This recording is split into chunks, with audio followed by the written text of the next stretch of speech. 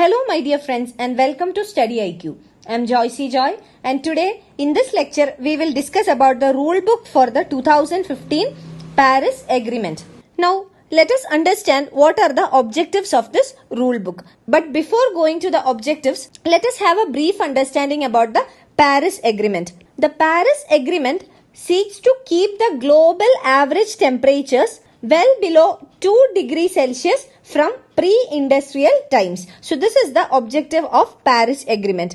And for more details about the Paris Agreement, please find the video on Paris Agreement which is available on StudyIQ channel. And also for the details of Katowice Agreement, please find the video on COP24 or the Katowice Climate Conference which is available on the StudyIQ channel or on my Facebook page, so that you will have more understanding about both this topic, COP24 or the Katowice Conference and the Paris Agreement. Now here in this lecture we will be discussing about the rule book which was finalized in the Katowice Conference or the COP24. Now coming back to the Paris Agreement, it seeks to keep the global temperatures below 2 degrees Celsius from pre-industrial times. So, the Paris Agreement specifies the steps that countries need to take in the fight against climate change. So, various steps have been finalized in the Paris Agreement, and these steps will be for fighting the climate change by different countries. Now, coming to the rule book. The rule book specifies or prescribes how to do these things. Like we have seen, various steps were adopted during Paris Agreement. So, how to achieve these objectives or how to do things, how each of them would be measured and verified. So, the measurement and verifications of the steps taken by different countries. And also, the rule book contains the operational details of the Paris Agreement. That means the process and guidelines for the implementation of measures taken in the Paris Agreement. So, basically, it is a rule book which provides guidelines on how to implement those steps which are taken in the Paris Agreement. And one distinguishing feature of this rule book is that it is of dynamic nature. Now, what does this make? What does make the rule book a dynamic document? Any new rule can be added or an existing rule can be amended. So that is why it is called a dynamic document. It provides an opportunity to add any new rules or provisions and also to amend any existing provision or rule. So that is why the rule book is a dynamic document, and the rule book will facilitate the implementation of the Paris Agreement, which is supposed to replace the existing Kyoto Protocol in 2020. So the guidelines provided in the rule book will help in implementation of the decisions taken in the Paris Conference. But even though the rule book provides for guidelines, many NGOs, several countries feel that the rule book which was finalized in Katowice is not enough. More is required. So we will be analyzing this issue in detail in this lecture. Now coming to the highlights of the rule book. First is regarding the Climate Action Plan. The Paris Agreement on the Climate Change or the COP21 says that every country must have a climate action plan. So every country should have a climate action plan which should be periodically updated and submitted to the UN climate body. Now this was the decision taken in the COP21 or in the Paris Agreement. Now in COP24, the new rule book was designed and finalized. So under the rule book, now specifications are provided for this climate action plan. So in COP21, in the Paris Agreement, it was just mentioned that countries will have to have a climate action plan which should be periodically updated and submitted to the UN climate body. But now the rule book specifies that what actions can be included in the action plan and how these actions should be taken and when to submit it to the UN climate body. So this is specific in nature. Now second is regarding the greenhouse gas emissions. Under the COP21 or the Paris Climate Change Agreement, every member nations will have to submit information about their greenhouse gas emissions every 2 years. So this is a broad guideline given in COP21.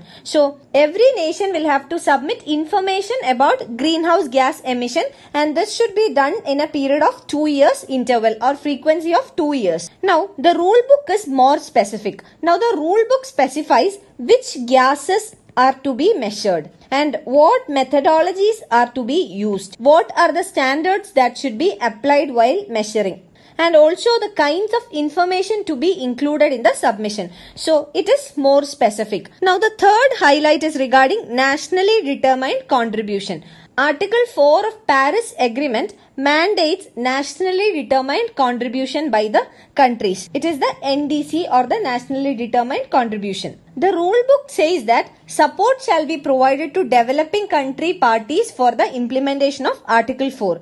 So parties shall provide the information necessary for clarity, transparency, and understanding as applicable to NDCs. The fourth highlight is regarding the climate finance. So the Paris Agreement demands that the developing countries should provide climate finance to developing countries, and the developed countries should submit an account of this climate finance provided to developing countries. So this was what is mentioned in Paris Agreement. It was that developing countries should provide climate finance to developing countries. But now the rule book makes it more specific. Rule book says that what kinds of financial flows can be classified as climate finance. So we have discussed in the COP24 class that there were many concerns regarding the climate finance. So one major concern was that there was double counting. There was also the issue of misrepresentation, etc. So the rule book makes it specific that whatever kind of financial flows can be classified as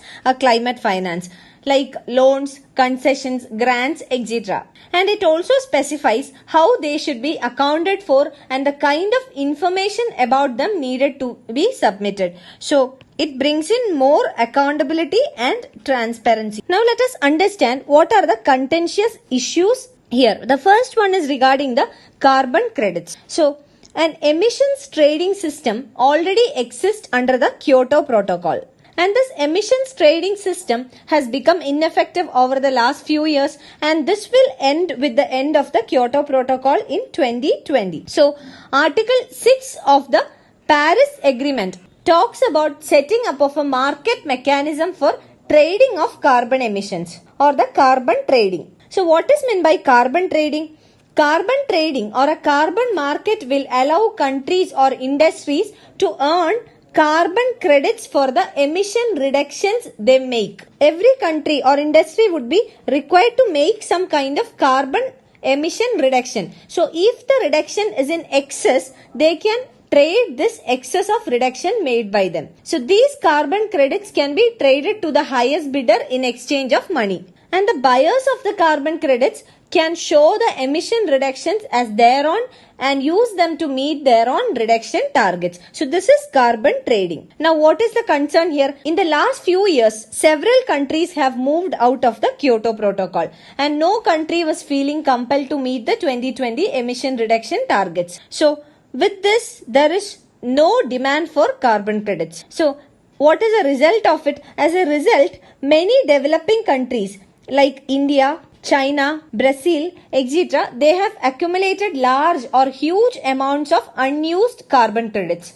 and now they are not able to trade this carbon credits. For example, China and Brazil, they have together estimated to account for about 70% of the global unused carbon credits. So in the Katowice conference, these countries called for considering as valid their unused carbon credits in the new market mechanism that was being created. But how did the developed countries responded to this? They strongly opposed this, questioning the authenticity of unused carbon credits. The developing countries actually, they criticized the Kyoto Protocol verification mechanism. They said that it was because of the weaknesses in the verification mechanism of the Kyoto Protocol that developing countries like China was able to claim a lot of carbon credits. So, because of this debate and discussion between developing countries and developed countries regarding the carbon credit, the Katowice conference was not able to arrive at an agreement regarding the carbon credit, and this was deferred to next year. Now, the second contention is regarding the IPCC report. The IPCC report highlighted the need to slash carbon pollution by nearly half by 2030, and this is to achieve the 1.5 degree target. And the countries got divided on the IPCC report. Countries like United States, Saudi Arabia, Russia, Kuwait, etc. did not welcome the IPCC report. So the Katowice meet attempted to make a timely conclusion of the IPCC report, the Intergovernmental Panel on Climate Change report, and invited the parties to make use of it. But this also did not become successful. So these are the two important contentions emerged out of the Katowice conference. You can find the PDF of this lecture on my Facebook page, and for any queries regarding your UPSC preparations, you can get in touch with me on my Facebook page, or you can email me at joyce.studiiq@gmail.com. Thank you. I wish you all a very good day.